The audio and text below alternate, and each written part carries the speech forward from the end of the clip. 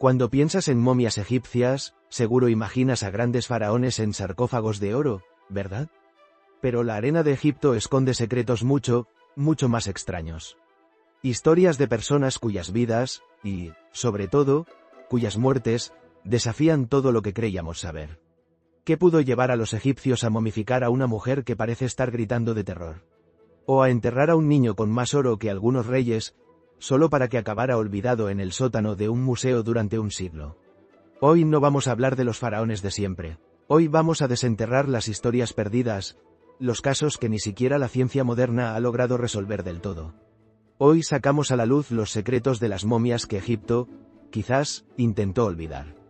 El antiguo Egipto era una civilización obsesionada con la vida, tanto, que la muerte no era el final, sino una transición. Un viaje muy peligroso hacia la eternidad que exigía una preparación increíblemente meticulosa. La momificación, los textos sagrados, los ajuares funerarios, todo era parte del pasaporte al más allá. Durante miles de años, este lujo fue solo para faraones y la élite más alta. Pero con el tiempo, el acceso a la vida eterna se democratizó, y miles de personas, desde nobles y sacerdotes hasta artesanos y soldados, buscaron su propia inmortalidad. Sus tumbas, a menudo más humildes que las del Valle de los Reyes, son cápsulas del tiempo con un valor incalculable. Nos cuentan historias personales, dramas familiares y tragedias humanas que no sueles ver en los relieves de los grandes templos. Son las historias de las momias olvidadas, individuos que, gracias a la ciencia del siglo XXI, están recuperando su voz después de milenios de silencio. Y lo que nos están contando es mucho más inquietante y complejo de lo que jamás imaginamos. Prepárense, porque vamos a conocer 3 de estas historias, 3 casos que nos obligan a mirar el pasado con otros ojos. Caso 1. El misterio del niño de oro. Nuestra primera historia no empieza en una tumba polvorienta, sino en el sótano olvidado de uno de los museos más importantes del mundo, el Museo Egipcio de El Cairo. Allí, durante más de 100 años, desde que lo encontraron en 1916 en un cementerio del sur de Egipto, descansó un pequeño sarcófago sin que nadie le hiciera mucho caso. Era solo otra momia, una de tantas. No tenía el nombre de un faraón ni un tesoro que atrajera las miradas. O eso es lo que todos creían. Hace muy poco, un equipo de científicos egipcios, con la doctora Sahar Salem a la cabeza, decidió desempolvar este viejo caso. Pero en lugar de quitarle las vendas, una práctica destructiva del pasado, usaron una técnica mucho más elegante: una autopsia virtual. Con un escáner de tomografía computarizada, pudieron mirar a través de las capas de tela y resina, revelando los secretos que la momia guardó durante 2300 años, sin tocar ni un solo hilo. Lo que vieron los dejó con la boca abierta. Las imágenes digitales mostraron: tan popular, si parecen pistas de aterrizaje y solo se ven desde arriba, quizás eso es lo que son. Otras teorías exploran la posibilidad de que los Nazca sí pudieran volar. Algunos investigadores han propuesto que pudieron construir globos de aire caliente. Para probarlo, un investigador construyó un globo usando solo materiales que los Nazca tenían a su disposición, y logró volar. ¿Pudieron diseñar y dirigir la construcción de las líneas desde el aire? Es una posibilidad fascinante, y la ciencia sigue añadiendo más misterio. Con drones e inteligencia artificial, se han descubierto cientos de figuras nuevas. Muchas de ellas son más pequeñas, representan humanos y están cerca de antiguos senderos, lo que sugiere que estaban hechas para ser vistas desde el suelo. Parece que había 2 tipos de geoglifos: unos masivos, para los dioses o para la comunidad, y otros más pequeños para la gente de a pie. Las líneas de Nazca son un sistema de comunicación a una escala sobrehumana. Sea cual sea su propósito, un calendario, un mapa de agua, caminos rituales o un mensaje para visitantes estelares, nos hablan de una cultura con una ambición y un conocimiento que apenas empezamos a comprender. El mito de la Atlántida, esa legendaria ciudad que se hundió en el mar, ha fascinado a la humanidad por milenios. Para la historia oficial, es solo una fábula contada por Platón. Pero, ¿y si Platón no estaba inventando, sino recordando? ¿Y si hay pruebas de ciudades avanzadas que de verdad fueron tragadas por el océano? Bienvenidos a Pablo Petri. Frente a la costa sur de Grecia, a solo unos metros bajo la superficie, yace una de las ciudades sumergidas más antiguas jamás descubiertas. No es un mito, es un yacimiento arqueológico real, tan bien conservado que parece una foto congelada en el tiempo. Descubierta en 1967, Pablo Petri es un asentamiento completo de hace 5.000 años, de la Edad del Bronce. Y no son solo 4 ruinas. Usando mapeo 3D, los arqueólogos han revelado un plano urbano increíble. Calles, edificios de 2 pisos, patios y hasta un complejo sistema de gestión de agua. Se extiende sobre un área de al menos 9.000 metros cuadrados, lo que la convertía en una metrópolis para su época, un puerto comercial clave. La explicación oficial es que la ciudad se hundió por una combinación de terremotos y la subida del nivel del mar.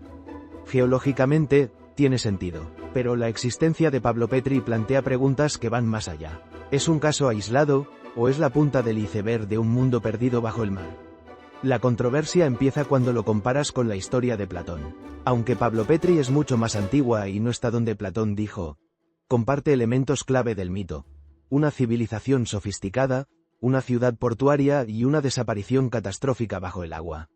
Y si el mito de la Atlántida no es la historia de una sola ciudad, sino una memoria cultural colectiva, un eco de catástrofes reales como la que hundió a Pablo Petri.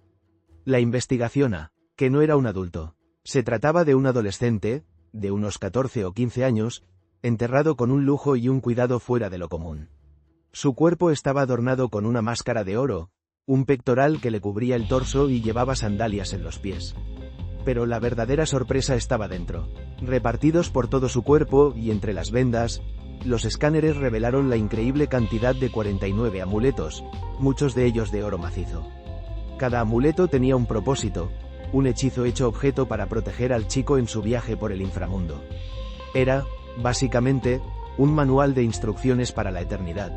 Dentro de su boca, encontraron una lámina de oro con forma de lengua, para asegurarse de que pudiera hablar en el más allá y recitar los conjuros ante los dioses. Y junto a la incisión del embalsamamiento, un amuleto con forma de 2 dedos protegía el corte por el que sacaron sus órganos. Pero el hallazgo más potente estaba en su pecho. Donde debería estar su corazón, los embalsamadores habían colocado un escarabajo de oro. ¿Por qué? Para los egipcios, el corazón era la sede de la conciencia. En el juicio final, el corazón se pesaba en una balanza contra la pluma de Maat, la diosa de la verdad. Si el corazón, cargado con los pecados de una vida, pesaba más, el monstruo Amit lo devoraba, y el alma se perdía para siempre. El escarabajo del corazón era un amuleto mágico que buscaba silenciar al corazón, para evitar que testificara en contra de su dueño en el juicio. Entonces, ¿quién era este niño, enterrado con tanta riqueza y tanto cuidado? Sus dientes estaban perfectos, sin el desgaste típico de la época, lo que sugiere una dieta de altísima calidad. Las muelas del juicio aún no le habían salido, confirmando su edad. Y no había señales de enfermedad o trauma que explicaran su muerte. Simplemente, su vida se apagó. El nivel de su ajuar funerario nos dice que el niño de oro, como lo han llamado, pertenecía a una familia de estatus muy alto. La momificación era de primera calidad. Sus órganos fueron extraídos con precisión y su cerebro fue retirado por la nariz y reemplazado con resina, un procedimiento carísimo reservado para la élite. La historia del niño de oro es un recordatorio de que, más allá de los grandes faraones, existían vidas llenas de amor y, en este caso, de una tragedia inmensa. ¿Quiénes eran sus padres? ¿Cómo lidiaron con la pérdida de un hijo tan joven? El cuidado que pusieron en su entierro no habla solo de dinero, sino de un intento desesperado por darle en la muerte todo lo que la vida le quitó. Cada uno de los 49 amuletos es un testimonio del amor de su familia, un talismán contra el olvido, una oración de oro para que su hijo alcanzara la eternidad. Y aquí está el mayor misterio. A pesar de toda esta opulencia, su identidad se perdió. Las inscripciones encontradas son demasiado escasas y fragmentadas como para darnos su nombre. ¿Cómo es posible que alguien tan importante en su tiempo fuera borrado así de la historia? Takabuti es extremadamente raro y no se ha encontrado en ninguna otra población egipcia, ni antigua ni moderna. Tiene más en común con poblaciones europeas. Esto no significa que fuera europea, pero sí nos muestra lo increíblemente diverso y complejo que era el Egipto de aquella época. Entonces, ¿qué tenemos? Una joven noble, de 20 y tantos años, casada y con un alto estatus en Tebas, es brutalmente asesinada por la espalda con un hacha. ¿Quién la mató? Hay 2 grandes teorías. La primera, que fue víctima del caos político de su tiempo. La dinastía 25 fue una época de guerra, con los asirios invadiendo Egipto. ¿Fue Takabuti una víctima colateral de la guerra? La otra posibilidad es mucho más oscura y personal. Un hachazo por la espalda sugiere una furia inmensa, un ataque personal, una traición. ¿Fue un crimen pasional? ¿Una disputa por poder dentro de su propia gran casa? ¿Pudo ser alguien cercano a ella? ¿Quizás su propio marido? La historia de Takabuti es una tragedia que ha tardado 2600 años en ser contada. Gracias a la ciencia, ha dejado de ser un objeto de curiosidad para convertirse en una persona, una víctima. Ya no es la momia de Belfast. Es Takabuti, la joven noble de Tebas que corría por su vida en un día terrible de hace casi 3 milenios.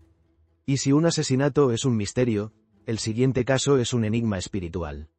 Nos sumerge en una conspiración palaciega, un intento de asesinato contra el faraón más poderoso de su tiempo, y nos presenta a una momia cuyo rostro parece congelado en un grito de agonía, un castigo diseñado para durar más allá de la muerte. Caso 3. El príncipe que desafió a los dioses, la momia que grita. De todos los restos humanos que nos ha dejado el antiguo Egipto, ninguno es tan perturbador como el conocido como hombre desconocido o más popularmente, la momia que grita. La encontraron en 1881, escondida junto a los cuerpos de algunos de los faraones más grandes de Egipto, y desde el primer momento, su apariencia macabra dejó a todos en shock. Su rostro está contorsionado, con la boca abierta en lo que parece un grito silencioso que resuena a través de los milenios. Su cuerpo está tenso, y sus manos y pies, atados. Pero lo más raro para los egiptólogos fue su entierro. No lo momificaron con el respeto debido a alguien enterrado junto a la realeza. En lugar de vendas de lino fino, su cuerpo fue cubierto con una piel de oveja o cabra, un material considerado impuro por los egipcios. Ser enterrado así era una profanación, una mancha eterna diseñada para impedirle la entrada a la vida eterna. Además, su cuerpo no fue bien embalsamado. Simplemente lo dejaron secar en natrón y luego le echaron resina en la boca abierta. ¿Quién era este hombre? ¿Y qué crimen tan terrible había cometido para merecer un destino así? Durante más de un siglo, fue un misterio total. Pero la verdad, revelada gracias a la combinación de textos antiguos y análisis de ADN, es mucho más impactante. Es la historia. El Niño de Oro nos obliga a aceptar una verdad incómoda. A veces la historia no la borran los enemigos, simplemente se olvida. Pero los secretos no solo vienen envueltos en oro. A veces, vienen envueltos en violencia. La siguiente momia nos transporta a un mundo de intrigas y nos enfrenta a la cruda realidad de un asesinato a sangre fría. Un crimen que la ciencia del siglo XXI ha logrado esclarecer, convirtiendo a los arqueólogos en detectives de un caso de hace 2600 años. Caso 2. La venganza de la reina olvidada, el caso Takabuti. Nuestra segunda historia nos lleva a Irlanda del Norte, al Museo del Ulster en Belfast. Allí vive una de las momias egipcias más famosas fuera de Egipto, pero no por su oro, sino por el brutal misterio de su muerte. Su nombre es Takabuti. Takabuti fue comprada en Tebas en 1834. Un año después, protagonizó un espectáculo bastante macabro, el primer desenvolvimiento de una momia en Irlanda. Ante la mirada de la alta sociedad de Belfast, cortaron y retiraron sus vendas. Un egiptólogo descifró los jeroglíficos del ataúd. Era Takabuti, la señora de una gran casa, una mujer noble de Tebas que vivió sobre el año 660 a.C. Su padre era un sacerdote de Amón. La autopsia del siglo XIX no dijo mucho más, y durante casi 200 años, Takabuti fue simplemente eso, una pieza de museo. Pero hace poco, un equipo de científicos decidió que ya era hora de que Takabuti contara su verdadera historia. Usando rayos X, tomografías, análisis de ADN y datación por radiocarbono, la sometieron a una investigación forense total, como si fuera la víctima de un crimen de hoy. Y lo que descubrieron fue escalofriante. Ya se sospechaba que había muerto de forma violenta, por una posible puñalada. Pero las nuevas tomografías revelaron una verdad mucho más brutal. La herida fue en la parte alta de la espalda, cerca del hombro izquierdo, y fue un golpe con una fuerza tremenda. El arma que la mató, según los análisis, fue probablemente un hacha. El golpe fue tan devastador que la mató casi al instante. Los investigadores creen que Takabuti seguramente estaba huyendo de su atacante cuando la alcanzó por la espalda. ¿Quién era esta mujer y por qué tuvo un final tan terrible? Los análisis nos dan un retrato muy íntimo. Tenía entre 20 y 30 años. Su pelo, todavía conservado, era castaño y rizado. Y su cuerpo tenía algunas rarezas. Tenía 33 dientes en lugar de 32, algo muy poco común, y también una vértebra extra. Pero el detalle más enigmático fue el hallazgo de su corazón. La tomografía reveló que su corazón estaba presente y en un estado de conservación asombroso dentro de su pecho. Esto es extremadamente raro. Normalmente, el corazón se dejaba en el cuerpo por su importancia para el juicio final, pero a menudo se dañaba. El hecho de que el corazón de Takabuti estuviera tan bien conservado, a pesar de su muerte violenta, es desconcertante. El misterio se hizo más profundo con su ADN. Una genetista descubrió que el linaje genético de una de las mayores conspiraciones de la historia de Egipto, la conspiración del harén. Viajemos al siglo XII a.C., al final del reinado de Ramsés III, el último gran faraón del Imperio Nuevo. Sus últimos años estuvieron marcados por la crisis económica y el descontento. En ese clima, una de sus esposas secundarias, la reina Tille, tramó un plan para asesinar al faraón. Su objetivo era poner a su propio hijo, el príncipe Pentaur, en el trono, saltándose al heredero legítimo. La conspiración fue enorme, involucrando a oficiales, magos y sirvientes. Y, en parte, tuvieron éxito. Durante mucho tiempo no se supo si realmente habían matado al faraón. Un papiro antiguo que narra el juicio a los conspiradores, el papiro judicial de Turín, solo dice que la barca real fue volcada. Sin embargo, un escáner reciente de la momia de Ramsés III resolvió el misterio. Reveló un corte profundo en su garganta, de lado a lado. Un golpe mortal. El faraón fue asesinado, pero el golpe de estado fracasó. Los conspiradores fueron capturados y llevados a juicio. Muchos fueron ejecutados. A otros, de mayor rango, se les permitió quitarse la vida. Y aquí volvemos a nuestra momia que grita. Durante años, el famoso egiptólogo Zahi Hawass sospechó que este hombre era el príncipe traidor, Pentaur. Para confirmarlo, su equipo comparó el ADN de la momia de Ramsés III con el de la momia que grita. Los resultados fueron concluyentes, eran padre e hijo. La momia que grita es el príncipe Pentaur. De repente, todo encajó. Las marcas en su cuello son consistentes con la muerte por ahorcamiento. El papiro dice que a Pentaur se le dejó. Tomó su propia vida, probablemente fue condenado a suicidarse. Su rostro, congelado en esa expresión, podría capturar el último y agónico instante de su vida. El entierro profano fue la segunda parte del castigo. Envolverlo en piel de oveja, un símbolo de impureza, era una declaración. Este hombre era un paria. Negarle una momificación adecuada y atar sus extremidades era la forma de asegurar que su alma no pudiera alcanzar el más allá. Era una condena a la segunda muerte, la aniquilación eterna, el peor destino para un egipcio. La historia de Pentaur es una tragedia griega en pleno Egipto. Un príncipe, quizás empujado por una madre ambiciosa, que conspiró contra su propio padre, un dios viviente. Su castigo fue diseñado para ser tan eterno como su crimen. Su nombre fue borrado, y su cuerpo preparado para servir como una advertencia perpetua. Irónicamente, este intento de borrarlo de la historia ha logrado todo lo contrario. Al convertirlo en la momia que grita, se han asegurado de que nunca lo olvidemos. Las historias del Niño de Oro, de Takabuti y del príncipe Pentaur nos demuestran una cosa. Cada momia es una biblioteca de carne y hueso, con una historia única y, a menudo, trágica. Nos recuerdan que el antiguo Egipto estaba lleno de personas reales, con esperanzas, miedos y dramas que todavía hoy nos impactan. Un niño amado más allá de la